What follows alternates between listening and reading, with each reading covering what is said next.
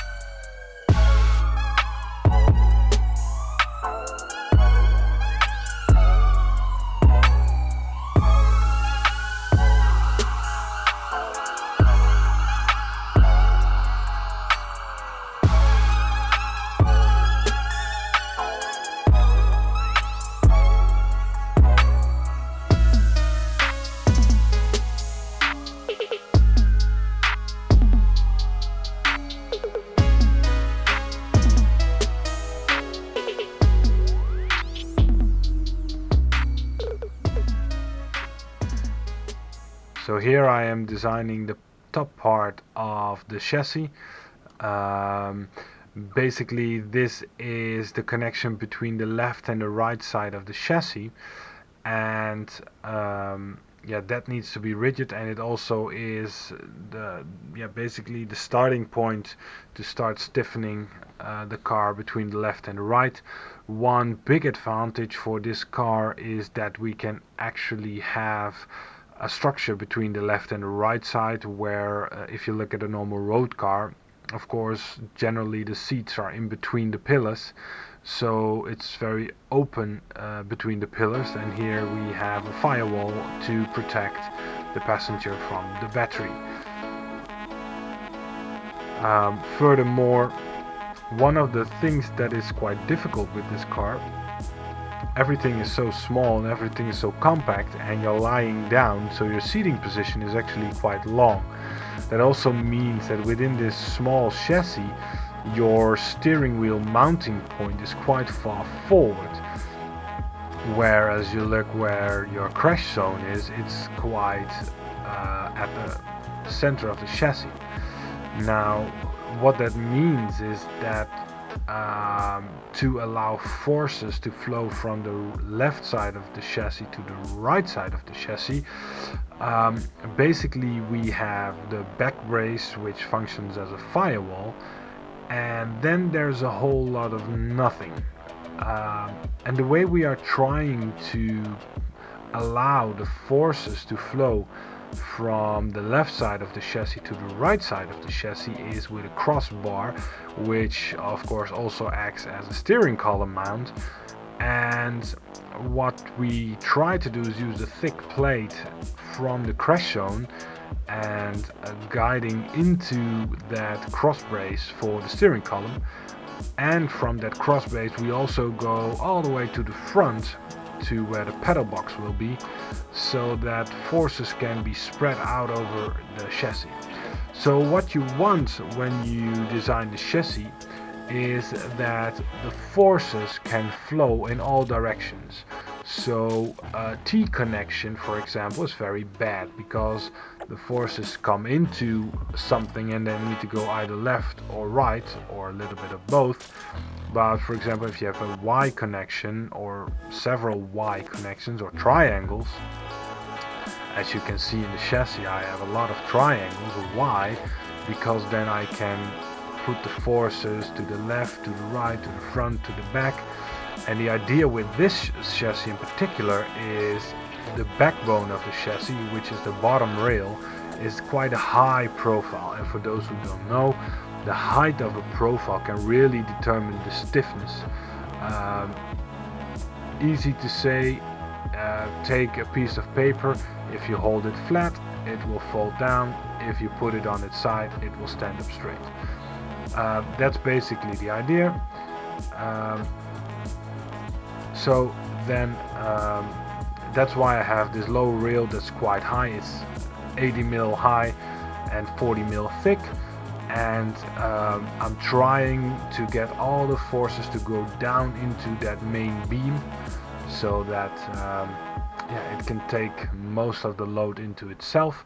Now another thing is, and I follow several other guys who are building buggies and just to see what they are doing. What I often see is that they don't use a lot of bracing, either from top to bottom or left to right or front to back, and that generates a very weak chassis, where if you put pressure on the left side of the chassis, the right side will just bend over. And to prevent that, you would actually want to have bracing between the left and the right. As you can see in the nose cone, there's a cross there to prevent the torsioning of the chassis. And of course, if you look at the floor of the car, it also has a lot of structure to keep everything rigid. Now we need to have a very open structure, and the car is of course very low, and the car needs to be very light, and so we need to, basically we need all the space inside the chassis we can manage. So it's very difficult to get the structure always where you want it to be, and sometimes that means that you have to put something close to where you want it to be, for example, and that's what I'm doing with the side protection bar and the steering column mount. I try to integrate them with a piece of plate going from the crash box bar into the steering column bar. So that's basically how you try to do it the best way. And in the end, what you are trying to achieve is a model for fan. Now, once you have that model, you are going to look for hotspots. Now, what is a hotspot? A hotspot is something where there's a lot of force in a particular area, and maybe in other areas there's nothing. So in general, blue areas are low stresses and red areas are high stresses. And if there's a small part red in the center of a plate, for example, then that's a hotspot.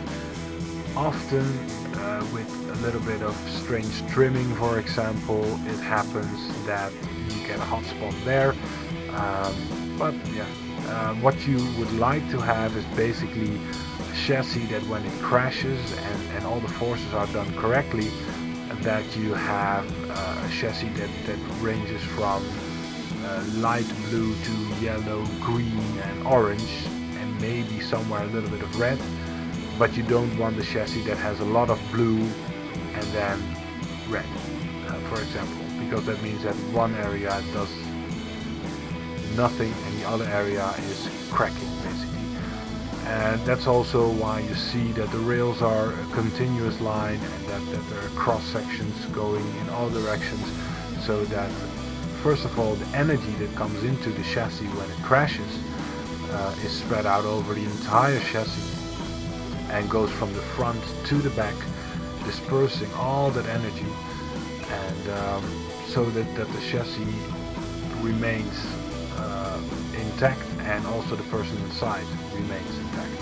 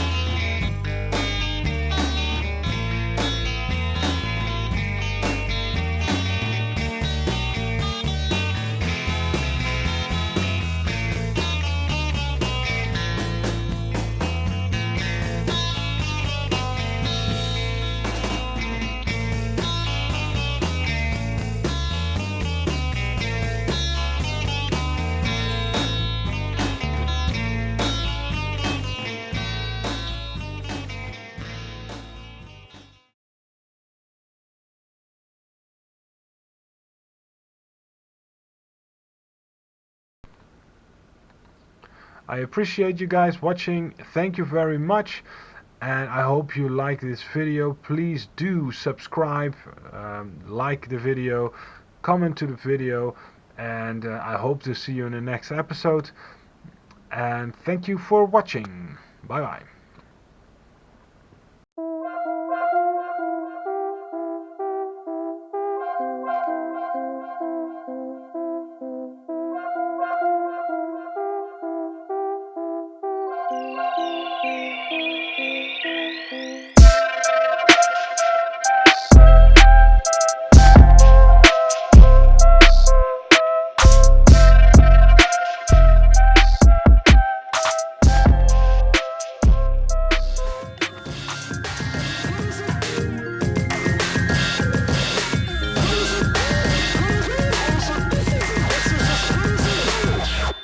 Listen.